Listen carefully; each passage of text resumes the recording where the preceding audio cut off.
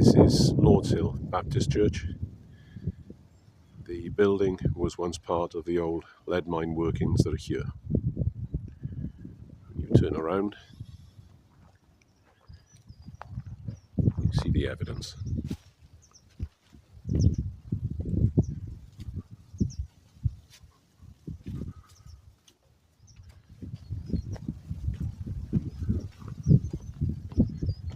This is where a lot of the waste was dumped after the mining process.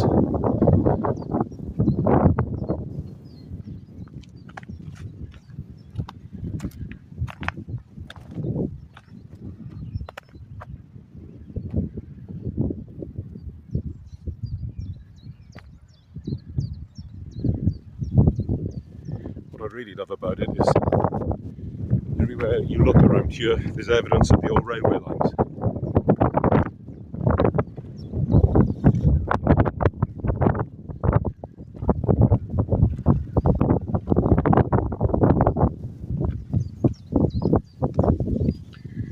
Right here we're running past the locomotive shed, which the sign says was built in 1877.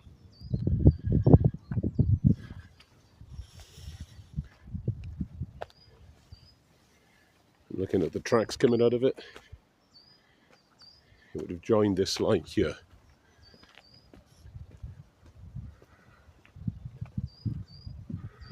There's the ground frame.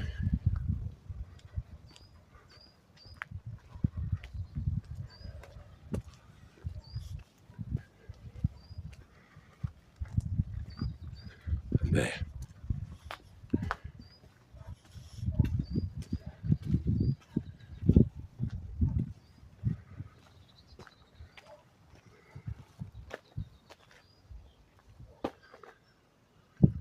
The bridge.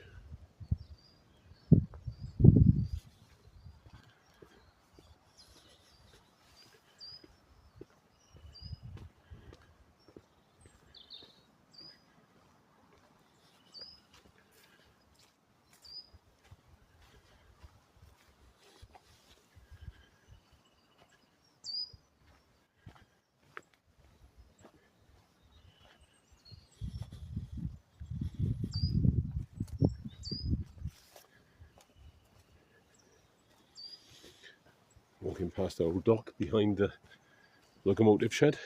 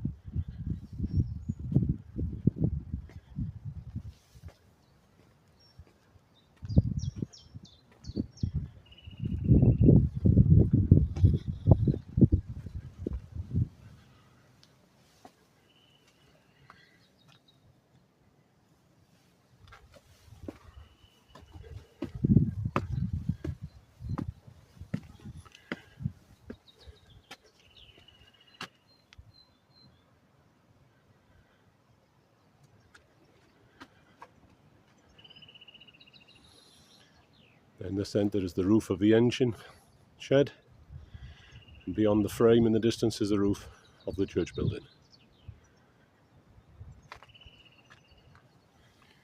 So the steps we just went up there, that's the old winding house. It's dated at the top 1872. Because this then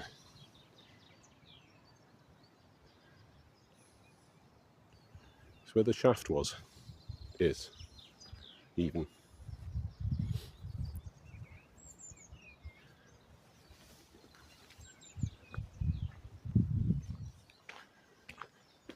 There's the sign for the Snailbeach Mine Company, 1848.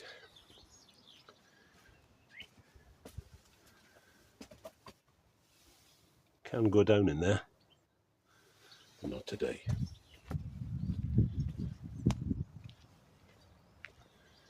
This, I believe, is the compressor house.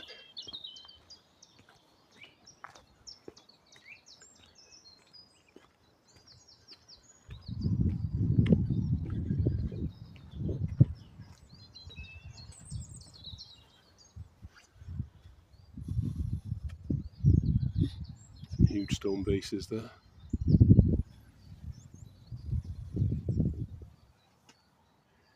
Built in 1881, it housed 2 steam engines, providing air, compressed air, I guess, to the men working machinery underground.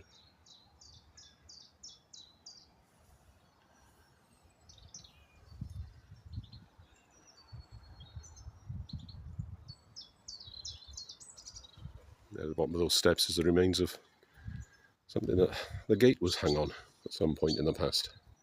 And this is the Crusher House. Nothing to do with a certain doctor in Star Trek Next Generations, though. This is where the material brought out from underground was crushed and then jigged, and then buddling took place to separate out the unwanted product from the wanted product.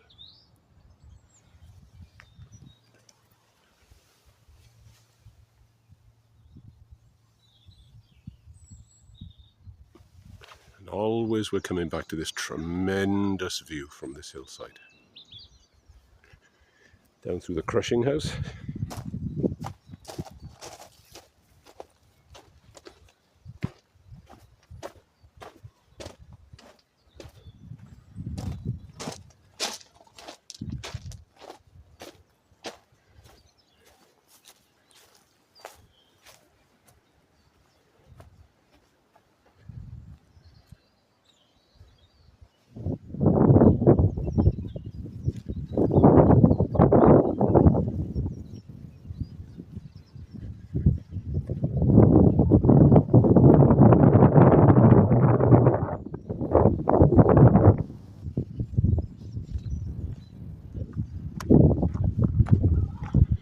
Again is the back of the locomotive shed.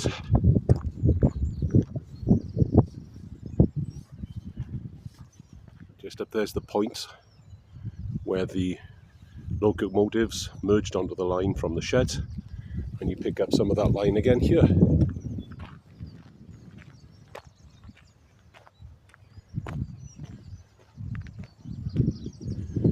Don't know how old some of these wooden beams are, but I wouldn't want to run over them.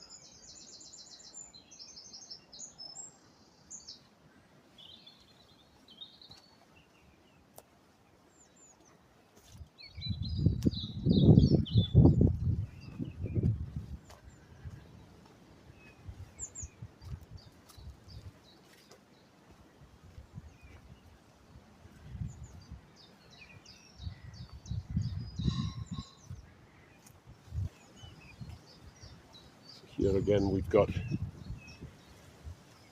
what they call in the Black Tom spiral classifier and jigs.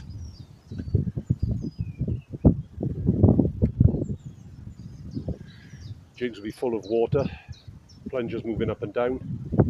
Movement come in from an eccentric or overhead drive shaft. Well, there we are, now we know. This is the Black Tom shaft, sunk to a depth of about 120 foot sometime before 1820. It's called Black Tom after the nickname of the engine driver, who had a large black beard.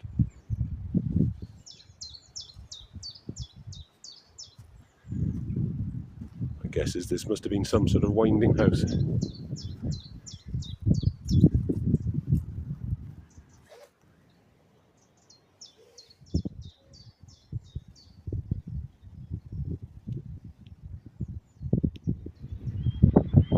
There's actually more to this site than just what's down here. You can climb all the way up there. I don't know if you can see in the trees. Tall chimney sticking out. I have been up there before, I'm not going up there this morning. Just below the field full of waste, on the opposite side, got what I can only assume at one point was some sort of slag heap. There are further out buildings here.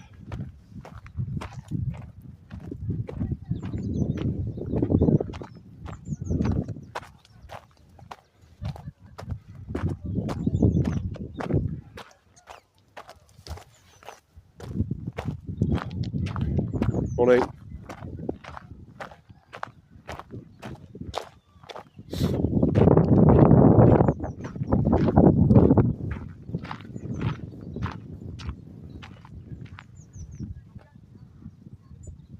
Again, another big base. There's the entrance. Below all of that, the modern community centre and a car park with toilets, and this is where all the walkers and cyclists gather, it seems.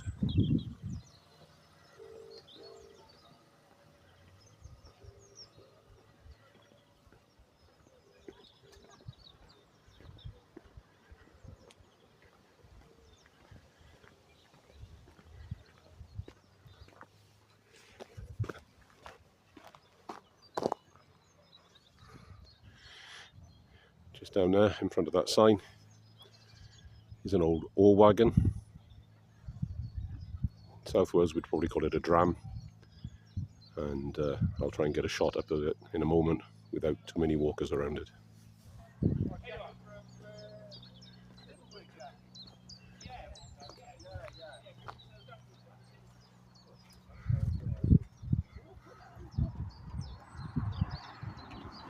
From down here you can hardly see the site, which is all nestled up there behind that tree line and round the curve of the little road going up.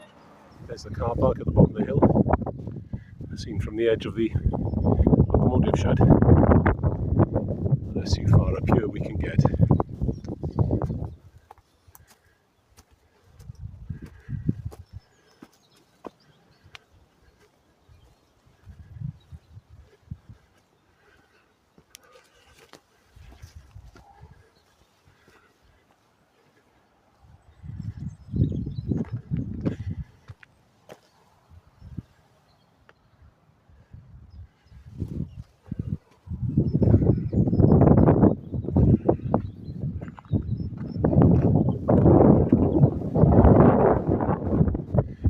Quite a view.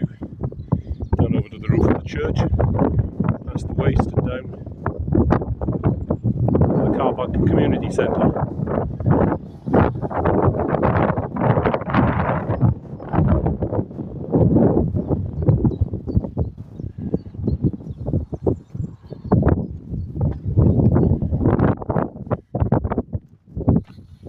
So if you're ever in the area to the west of Shrewsbury, here's a place worth visiting.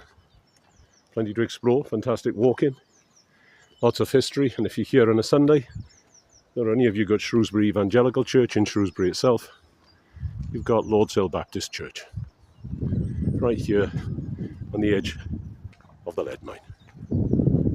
Well worth a visit on a Sunday.